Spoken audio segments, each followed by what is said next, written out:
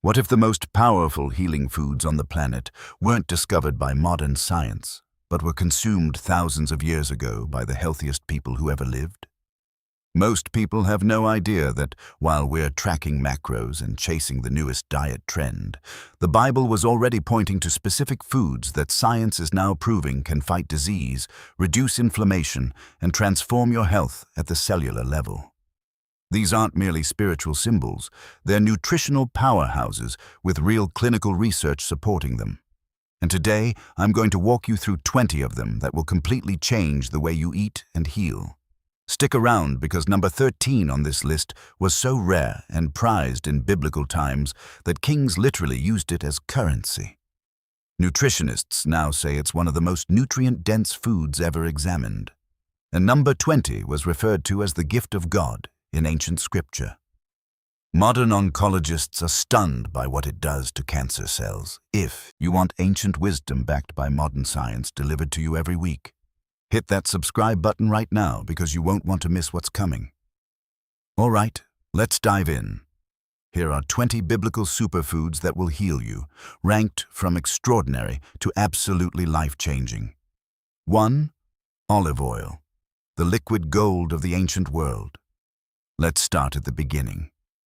Not just because olive oil is number 1 on this list, but because in the ancient world, olive oil was the beginning. It was food, fuel, medicine, and sacred substance all rolled into one. The Bible references it over 140 times. Kings were anointed with it. Wounds were treated with it. The Good Samaritan in Luke 10 poured oil and wine into a stranger's wounds. This wasn't coincidental. It was medicine. And here's what modern science tells us. Extra virgin olive oil is one of the most thoroughly studied foods on Earth. The Mediterranean diet, built on olive oil as its foundation, has been linked in hundreds of clinical trials to reduced rates of heart disease, cancer, inflammation, cognitive decline, and all-cause mortality. The primary compound responsible is oleocanthal, a polyphenol that functions almost identically to ibuprofen in reducing inflammation. But ancient olive oil wasn't the refined, heat-processed product many people purchase today. Cold-pressed, unfiltered, freshly harvested olive oil is a living food packed with antioxidants, vitamin E, and healthy monounsaturated fats that the body recognizes and puts to use immediately. Here's the traditional use. A tablespoon of quality extra virgin olive oil taken daily, used liberally in cooking, and applied topically for skin conditions and wound healing. The people of the Bible didn't rely on supplements. They poured this over everything. 2. Raw honey, heaven's antimicrobial. Honey and milk are under your tongue. Song of Solomon. Eat honey, for it is good. Proverbs. Jonathan dips his rod in honey, and his eyes brightened. This isn't poetic coincidence. The Bible consistently portrays honey as a food that delivers strength, clarity, and life. Raw honey is one of the most potent natural antimicrobials ever studied.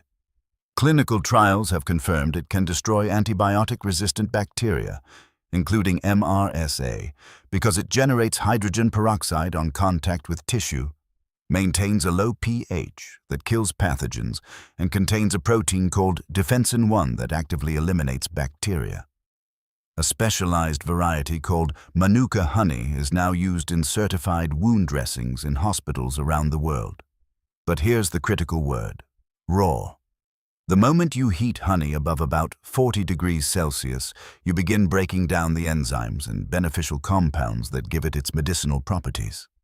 The honey our ancestors consumed, harvested straight from hives, unfiltered and unheated, was fundamentally different from the clear, shelf-stable product lining most grocery store shelves.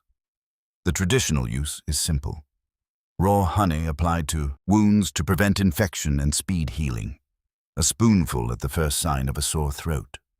Mixed with warm water and lemon for immune support. And unlike refined sugar, raw honey in moderate amounts has a relatively modest glycemic impact due to its fructose composition and enzyme content. This is the food that sustained desert travelers, soldiers, and prophets for centuries. It doesn't spoil. Archaeologists have discovered 3,000-year-old honey in Egyptian tombs that was still perfectly edible. If you're going to start with one food from this list, make it this one. It was sweet and healing long before we had the science to explain why. 3. Figs, the medicinal fruit of prophets. Here is something most people overlook. When King Hezekiah was dying from a severe infection, a boil or serious skin ulcer, the prophet Isaiah didn't simply pray over him. He called for a poultice of figs to be pressed onto the wound. 2 Kings 38. And Hezekiah recovered. Modern science has since caught up to Isaiah's prescription. Figs contain compounds including phycin, a proteolytic enzyme that breaks down dead tissue and encourages wound healing. They also contain psoralen and benzaldehyde, compounds with well-documented antimicrobial properties. Fresh fig latex has been demonstrated in studies to inhibit bacterial growth and support skin healing. But figs go well beyond wound care. They're exceptionally rich in soluble fiber, specifically pectin, which nourishes the beneficial bacteria in your gut. They contain magnesium, potassium, calcium, and B vitamins in concentrations that make them one of the most mineral-dense fruits available. In a world without multivitamins, figs were the supplement. Traditional use: fresh figs eaten at peak ripeness for gut health and energy.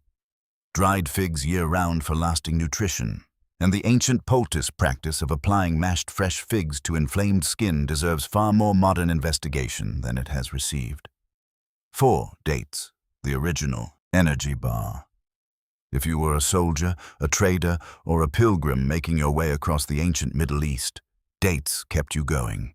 Calorie-dense, naturally shelf-stable, rich in minerals and fast-acting sugars, dates are the original survival food.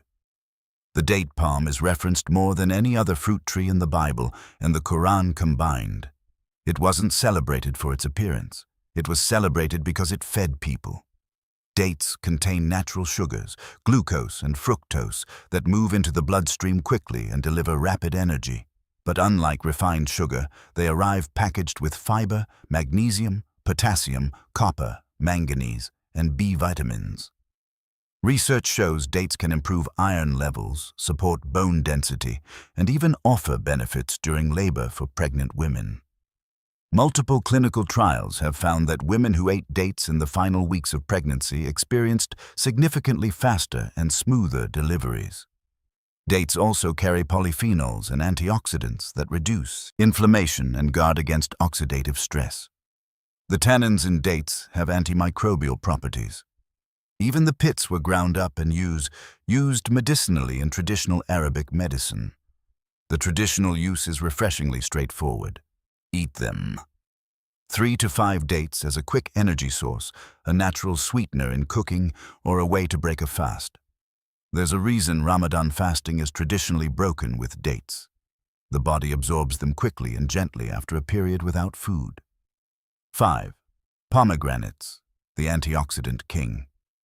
The pomegranate appears in Mosaic law, in the adornments of the temple, and throughout the poetry of Scripture as a symbol of abundance, beauty, and life. There were 200 carved pomegranates on the pillars of Solomon's temple. This wasn't merely decorative. It was a declaration about what this fruit represented, and modern antioxidant science is deeply fascinated by it. Pomegranates contain a compound called punicalagin, found almost nowhere else in nature, that breaks down into urolithins in the gut. These are compounds that have demonstrated remarkable anti-inflammatory and even potential anti-cancer effects in research.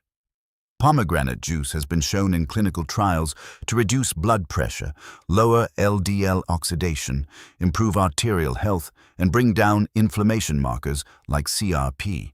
The juice and seeds are loaded with polyphenols at levels that surpass red wine, green tea, and blueberries. And the rind, which most people throw away, is even more medically concentrated. Traditional healers across the Middle East used pomegranate rind tea for diarrhea, intestinal parasites, and inflammatory gut conditions. Traditional use: eat the seeds fresh. Drink the freshly pressed juice, or steep the dried rind in hot water as a tea for gut infections. The whole fruit, not just extracted juice or supplements, delivers the full range of compounds the way the body evolved to receive them. Pomegranates take time to eat. Extracting those jewel-like seeds requires patience. But perhaps that's the point. The most valuable things in the ancient world demanded effort, and this fruit rewards that effort with something modern. Pharmacology is still working to fully understand. 6. Lentils, the food of prophets and paupers. The Bible's most well-known lentil story is a cautionary tale. Esau trades his birthright for a bowl of red lentil stew. That sounds extreme until you recognize that in the ancient world, lentils weren't peasant food. They were survival food. Dense, filling, shelf-stable for years when dried, and nutritionally remarkable. Lentils are among the highest plant-based sources of protein, roughly 18 grams per cooked cup, alongside iron, folate, zinc, magnesium, and potassium. They fueled soldiers, laborers, and prophets alike because they delivered what demanding physical work required: sustained energy, muscle recovery, and mineral replenishment. Modern nutritional science confirms that lentils have an impressively low glycemic index despite their carbohydrate content, meaning they provide steady energy without blood sugar spikes. Their high fiber content nourishes gut bacteria and helps reduce cholesterol. Studies show that regular legume consumption is one of the strongest indicators of healthy aging. In population research, the communities around the world with the greatest longevity consistently eat large quantities of legumes. Traditional preparation involved soaking, slow cooking with aromatic herbs like cumin and coriander, and finishing with olive oil. This isn't merely culinary tradition. Soaking and cooking lentils reduces anti-nutrients like phytic acid that can interfere with mineral absorption, making their nutritional value far more bioavailable. 7. Barley, the humble grain that outlasted everything. Barley isn't glamorous. It was the food of the poor, of soldiers on campaign, of sailors at sea. When Jesus multiplied the loaves and fish for 5,000 people in John 6, those loaves were made from barley. Barley was the grain of everyday people. And it turns out everyday people were eating one of the most gut-friendly grains ever studied. Barley contains the highest concentration of beta-glucan of any grain, a type of soluble fiber so convincingly proven to lower cholesterol and stabilize blood sugar that the FDA permits a health claim on food products that contain it. Beta-glucan forms a gel in the gut that slows glucose absorption, reduces LDL cholesterol, feeds beneficial bacteria, and strengthens immune function. Barley also has a lower glycemic index than wheat or rice, delivering sustained energy without the crash. Studies show it outperforms oats, already regarded as a heart-healthy food, in its effects on post-meal blood sugar. For a grain that costs almost nothing and thrives in nearly any climate, it is a truly remarkable food. The traditional preparation was simple: whole barley cooked as porridge or ground into flatbread. Pearled barley with the outer hull removed is more widely available today, but hulled barley retains more of its fiber and nutritional value. Even pearled, it remains one of the best carbohydrate sources you can choose. 8. Ancient wheat, einkorn and emmer, not the wheat you're thinking of. Here is a distinction that changes everything. When the Bible speaks of wheat, it is not referring to modern commodity wheat. It's referring to ancient varieties, primarily einkorn and emmer, that are genetically, structurally, and nutritionally worlds apart from the dwarf wheat found in modern bread and pasta. Modern wheat was engineered in the mid-20th century to maximize yield per acre. It achieved that goal remarkably well, but in doing so produced a grain with a dramatically altered gluten structure, higher starch content, and fewer micronutrients than its predecessors. Einkorn, by contrast, carries 14 chromosomes compared to modern wheat's 42. It has a different form of gluten that many people who react badly to modern wheat can tolerate without difficulty. It contains higher protein, more beta-carotene, lutein, riboflavin, and antioxidants per serving. Research on einkorn shows its starch is digested more slowly, producing a lower glycemic response. Its antioxidant content is considerably higher, and because it was never bred for maximum gluten development, its dough behaves differently. It produces denser, more nutritious bread that was the standard throughout the ancient world. The traditional preparation was slow fermented sourdough, which further breaks down gluten proteins and phytic acid, making the grain easier to digest and its minerals more readily absorbed. Ancient bread was not a refined white loaf. It was dense, dark, and made from the whole grain. Einkorn flour is available today. It isn't inexpensive, but for anyone who has struggled with modern wheat, it may be the variety your digestive system was built to handle. The grain of the Bible wasn't what's making people sick. What's making people sick is what we transformed it into. 9. Grapes, from vine to vitality. The vine is one of the most spiritually significant plants in all of Scripture. I am the vine, you are the branches. Grapes appear at Noah's first act after the flood, at the Passover table, throughout the Song of Solomon, and in nearly every agricultural metaphor Jesus employs. This plant was woven into the fabric of life in the ancient world, and as it turns out, for very compelling reasons. Fresh grapes, raisins, and grape juice all contain resveratrol, quercetin, and anthocyanins, polyphenols that have been extensively studied for their effects on cardiovascular health, inflammation, and longevity.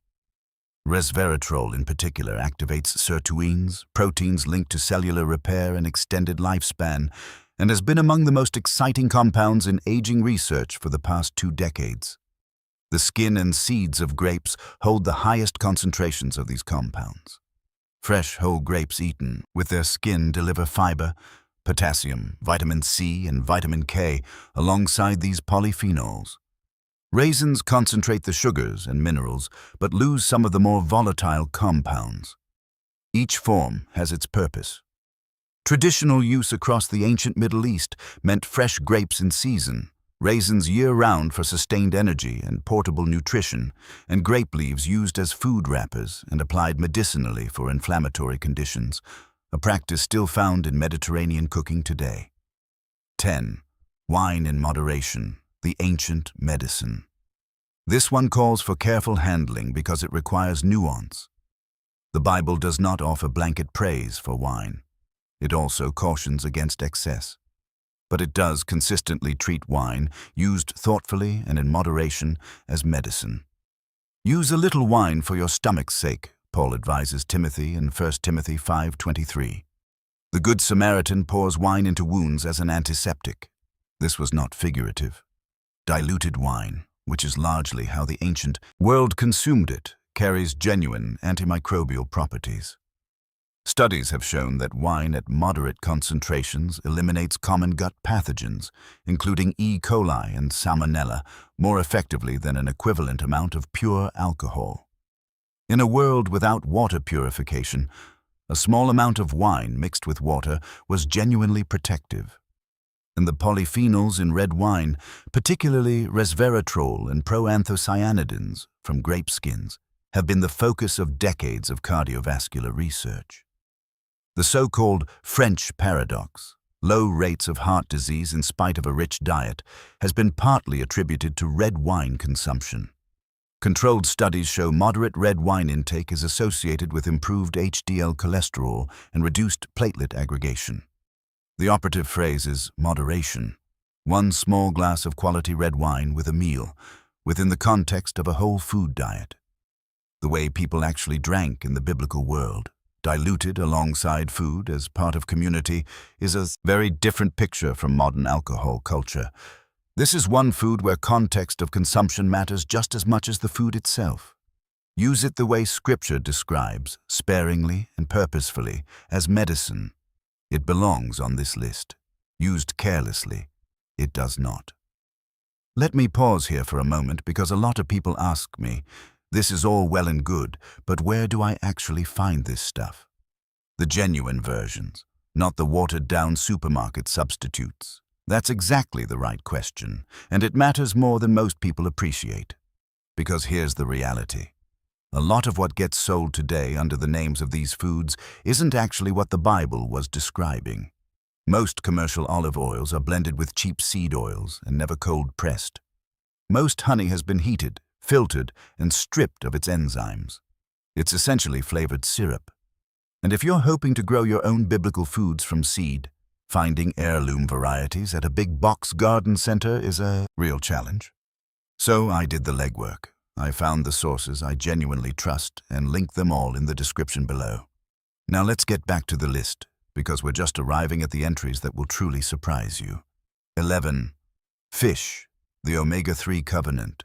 Fish appears throughout the Gospels. The disciples were fishermen. The miraculous feedings centered on fish. Jesus ate fish after the resurrection to demonstrate his physical reality. This was no accident. In first-century coastal Israel, fish was the primary protein source for the majority of people, and it may have been one of the most consequential dietary choices in history. Fatty fish like sardines, anchovies, and tilapia from the Sea of Galilee are among the richest sources of omega-3 fatty acids, specifically EPA and DHA, anywhere on Earth. These are essential fats the body cannot produce on its own. They have to come from food. DHA makes up a substantial portion of brain cell membranes. EPA delivers powerful anti-inflammatory effects throughout the body. The evidence on omega-3s is among the most robust in all of nutritional science. Regular fish consumption is associated with dramatically lower rates of cardiovascular disease, depression, cognitive decline, inflammatory conditions, and all-cause mortality.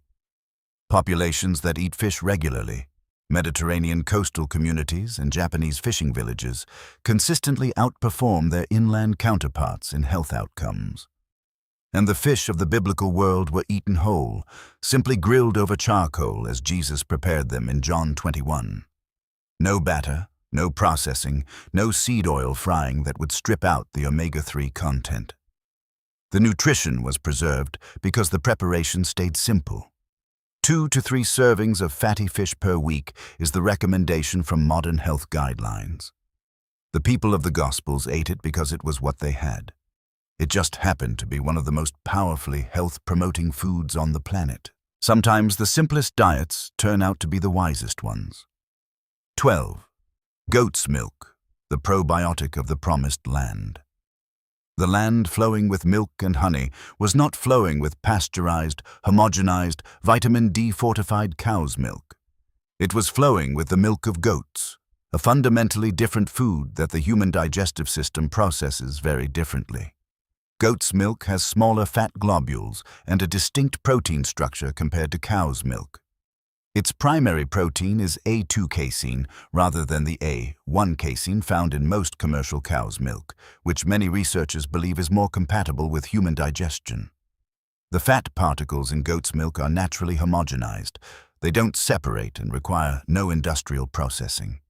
And fresh, traditionally produced goat's milk is rich in beneficial bacteria, natural probiotics that support gut health. Research shows goat's milk is easier to digest for people who struggle with cow's milk, produces less inflammatory response in the gut lining, and exerts a prebiotic effect that encourages beneficial gut microflora. Its mineral content, calcium, phosphorus, and magnesium, is highly bioavailable. It also contains medium-chain fatty acids, particularly caprylic acid, with antimicrobial and antifungal properties. In traditional Middle Eastern diets, goat's milk was consumed fresh, fermented into yogurt and kefir, or aged into simple cheeses. Each form offers something different. Fresh milk for immediate nutrition, fermented products for probiotic richness, cheese for concentrated minerals. Goat's milk was pushed aside by industrial dairy because goats yield less milk than cows and don't scale as efficiently. But for anyone dealing with dairy sensitivity, sluggish digestion, or gut dysbiosis, this ancient food, the milk of the promised land, may be precisely what their body has been missing. 13. Hyssop, the purification herb with genuine power. Here we are at number 13, the one I hinted at earlier. Hyssop features in the purification rituals of Leviticus in Psalm 51. "Purge me with hyssop, and I shall be clean." And it appears at the crucifixion, where a sponge soaked in liquid is offered to Jesus on a hyssop branch. For centuries, this was interpreted as purely symbolic. Then researchers began analyzing hyssop and discovered that the symbolism was grounded in something real. Hyssop contains carvacrol and thymol, the same antimicrobial compounds found in oregano and thyme, two of the most potent natural antiseptics known to science. Studies have confirmed that hyssop possesses genuine antibacterial, antiviral, and antifungal properties. It has been shown to inhibit the herpes simplex virus. Its expectorant compounds help break up and clear mucus from the lungs, and its anti-inflammatory effects explain its traditional application for respiratory infections and wounds. Once you understand this, the purification rituals take on an entirely new dimension. Using hyssop to cleanse, to wipe down surfaces, to sprinkle on people and objects following illness meant you were actually applying a real antimicrobial agent. The instructions were practical. They worked. Traditional use includes hyssop tea for respiratory infections, coughs, and bronchitis, hyssop tincture as a topical antiseptic, and the fresh plant used in cooking as an aromatic herb not unlike thyme.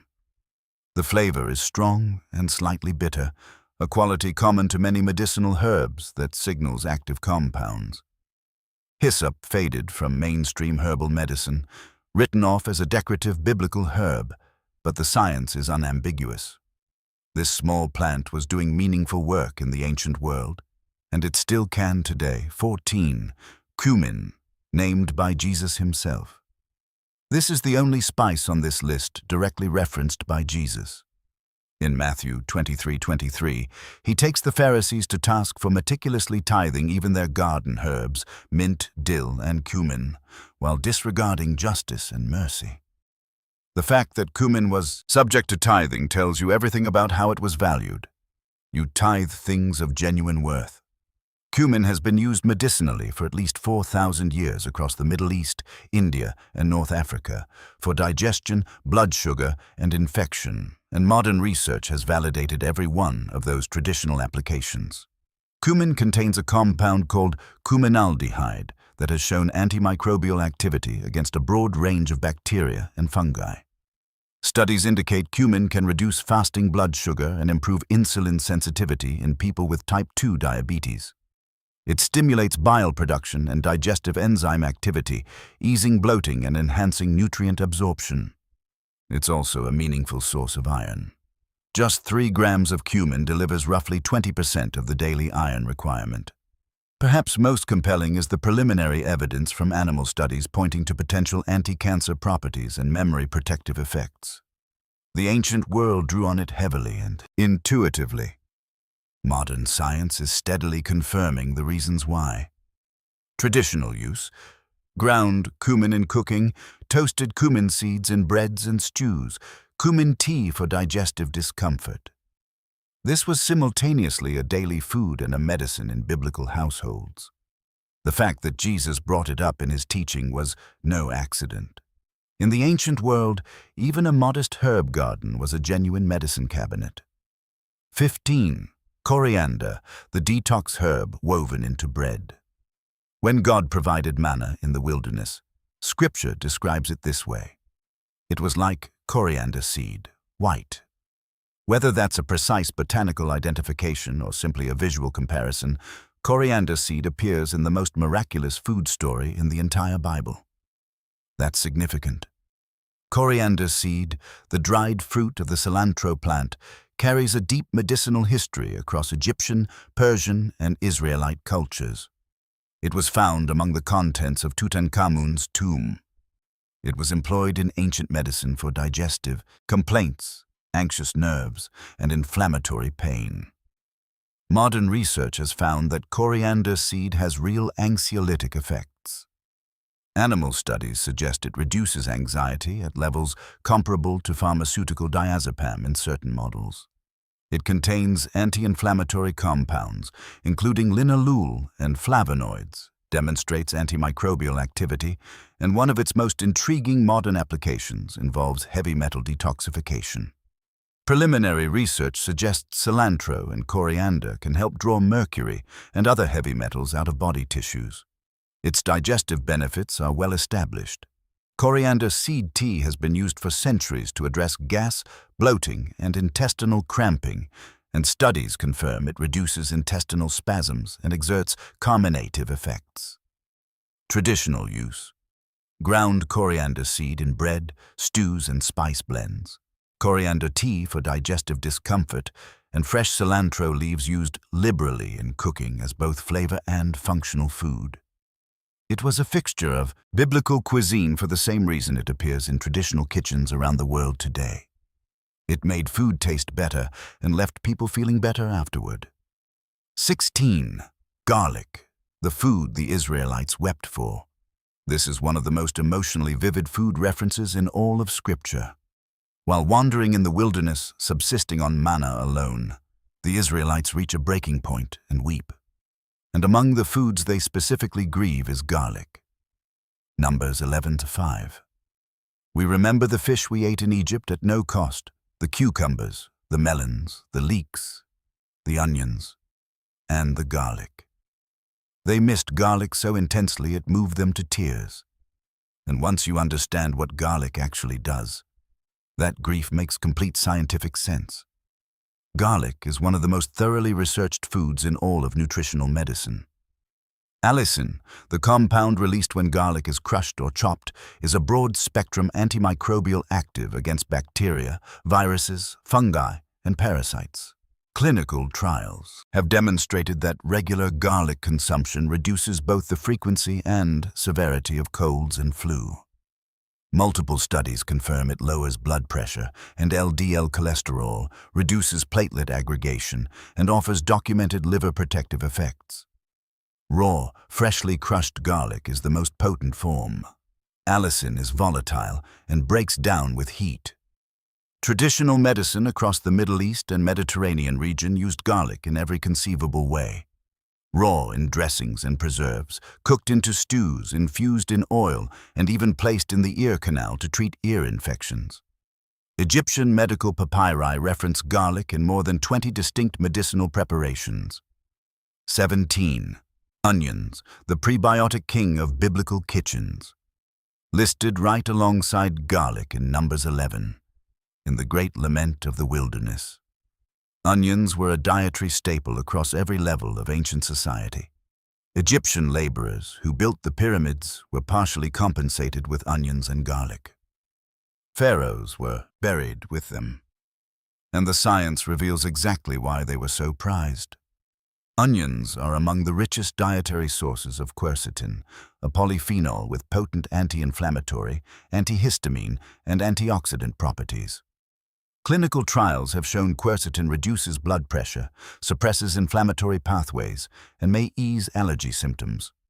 Onions are also exceptionally high in inulin-type fructans, prebiotic fibers that selectively nourish beneficial bacteria in the colon, particularly Bifidobacterium and Lactobacillus strains. Long before anyone had a concept of the microbiome, the ancient world was intuitively constructing a diet that supported it. Garlic, onions, and leeks, all members of the allium family, all rich in prebiotics, were everyday staples. The result was a gut ecosystem that operated the way it was designed to. The sulfur compounds in onions also support detoxification by activating liver enzymes that process and eliminate toxins. Raw onions have been applied topically for centuries to insect bites, minor burns, and chest congestion, with some research to back it up. Traditional use: onions eaten raw in salads and pickles for maximum quercetin, cooked into virtually everything for flavor and prebiotic benefit, and simmered into broth for recovery from illness. The people who mourned the onions of Egypt weren't being overly dramatic. They understood exactly what they were giving up. 18. Almonds, the symbol that also nourished the body. God instructed Moses to design the lampstand of the tabernacle, the menorah, with cups fashioned in the shape of almond blossoms. Aaron's rod miraculously produced almonds. The almond was chosen as a symbol of watchfulness and divine action, as the first tree to flower each spring. And it turns out that symbolic choice was grounded in profound nutritional wisdom. Almonds are among the most nutrient-dense foods on Earth, gram for gram. They are rich in vitamin E, with 1 ounce delivering roughly 37% of the daily requirement in the form of alpha-tocopherol, a fat-soluble antioxidant that shields cell membranes from oxidative damage. They are high in magnesium, which supports more than 300 enzymatic reactions in the body and is lacking in a large portion of the modern population. They provide monounsaturated fats, protein, calcium, and fiber in a form the body absorbs and utilizes with impressive efficiency. Clinical trials have demonstrated that regular almond consumption lowers LDL cholesterol, reduces post-meal blood sugar spikes, enhances gut microbiome diversity, and promotes healthy body weight through increased satiety. Research also shows that the fat in almonds is less fully absorbed than expected.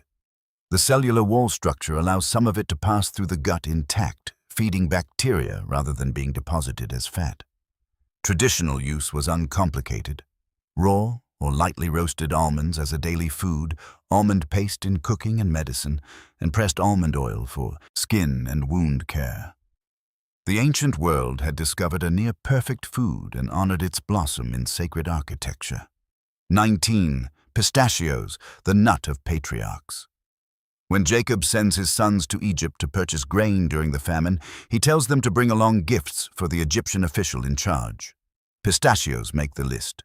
Genesis 43:11. If Jacob considered pistachios a fitting gift for an Egyptian ruler, that alone tells you something about their standing. These were not ordinary snacks. They were a luxury, a treasure, and modern nutrition confirms they were worth every bit of that regard. Pistachios are unusually rich in lutein and zeaxanthin, carotenoids associated with eye health and protection against macular degeneration. They contain more potassium than most other nuts, helping to regulate blood pressure. They offer a high ratio of essential amino acids for a plant-based food, making them an excellent complementary protein source. What sets pistachios apart is their prebiotic fiber content. Research has shown that regular pistachio consumption leads to significant increases in beneficial gut bacteria, particularly bifidobacterium, more so than most other nuts studied. They also supply resveratrol and other polyphenols that benefit cardiovascular health. Clinical research focused specifically on pistachios has found improvements in blood sugar control, lipid profiles, and inflammatory markers. Their relatively low caloric absorption, again due to cell wall structure, means they deliver more satiety per calorie than the nutrition label suggests. The patriarch Jacob knew what had value. He included pistachios among his finest gifts, not merely for their taste, but for what they represented: abundance, vitality, and the generosity of a land capable of producing such things. We would do well to see them the same way. 20. Locust beans, carob, the wilderness survival food, and here we are at number 20, the one I held back because it may carry the most extraordinary story on this list. John himself had clothing of camel's hair and a leather belt around his waist, and his food was locusts and wild honey. Matthew 3:4. For centuries, biblical translators and commentators have debated what locusts actually means in this context. Many scholars, particularly those familiar with the landscape of the Judean wilderness, argue that this refers not to insects, but to the pods of the carob tree, Ceratonia siliqua, known throughout the ancient Middle East as locust beans or St. John's bread. The carob tree grows wild across the region where John ministered. Its sweet, bean-like pods sustained desert travelers for thousands of years, and combined with wild honey, they formed a complete survival diet of remarkable nutritional strength. Carob pods contain roughly 50% natural sugars, primarily sucrose, glucose, and fructose. But unlike refined sugar, they come paired with extraordinary fiber content, up to 40% dietary fiber by dry weight. This fiber is predominantly insoluble, making carob an effective gut regulator historically used for both diarrhea and constipation. Carob also provides calcium, iron, potassium, and magnesium in meaningful amounts. It is naturally gluten-free, contains no caffeine, no oxalates, making it safe for kidney stone sufferers who need to avoid chocolate, and no theobromine. But what makes carob truly exceptional as a survival food is its condensed tannins, also called proanthocyanidins, which carry documented antimicrobial and antidiarrheal effects. Studies have shown carob powder to be effective against rotavirus and other gut pathogens in children. It was used in European hospitals for childhood diarrhea before pharmaceutical alternatives became the standard. The tannins in carob also bind to proteins and slow digestion, moderating glucose absorption and providing exactly the kind of steady, slow-burning energy that could sustain a prophet in the wilderness for years. Traditional use. Carob pods eaten raw as a naturally sweet, chewy food. Carob flour used in bread and porridge. Carob syrup as a sweetener and treatment for respiratory conditions. And here is the thread that ties this entire list together. Carob eaten alongside wild honey delivers everything the biblical wilderness diet demanded. Natural sugars for energy, fiber for gut health, minerals for endurance, and antimicrobial compounds for protection against infection. If John the Baptist was truly living on carob and honey, he wasn't suffering through it. He was thriving. He was consuming two of the most medically powerful foods the ancient world had to offer, while everyone else in civilization ate elaborate meals and grew weak. Sometimes the wilderness diet is the wise diet. Sometimes the food that gets forgotten is the one that most deserves to be remembered. 20 foods, thousands of years of use. Centuries of accumulated wisdom we nearly discarded in our rush to replace everything natural with something manufactured. Here's what I want you to carry away from this. The people who recorded these ancient texts were not primitive. They were observant. They paid close attention to what healed them and what sustained them, and they built their culture, their rituals, their agriculture, and even their theology around those observations. And now, modern science, with its clinical trials, its double-blind studies, its biochemical analysis, keeps arriving at the very same conclusions. Olive oil reduces inflammation, honey kills bacteria, barley lowers cholesterol, garlic fights infection, almonds protect the heart. The book was right. It simply didn't explain the mechanism, because the mechanism wasn't the point. The food was the point. The healing was the point.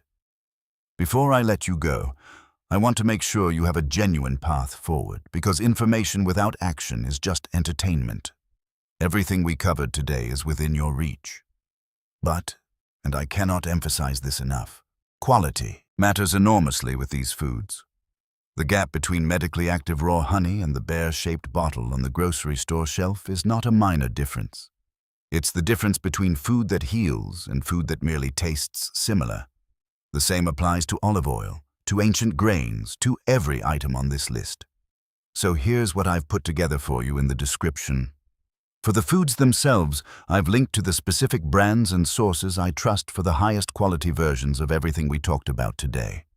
And for seeds, if this video sparked something in you and you want to grow some of these yourself, I've linked to the heirloom seed companies I recommend. Drop a comment below and tell me which food surprised you most. Are you team medicinal herbs, team ancient grains, or team nuts and fruit? I read every comment. If you haven't subscribed to Homestead Roots yet, hit that button now and ring the bell so you never miss an upload. We post every week and we're just getting started. See you in the next one.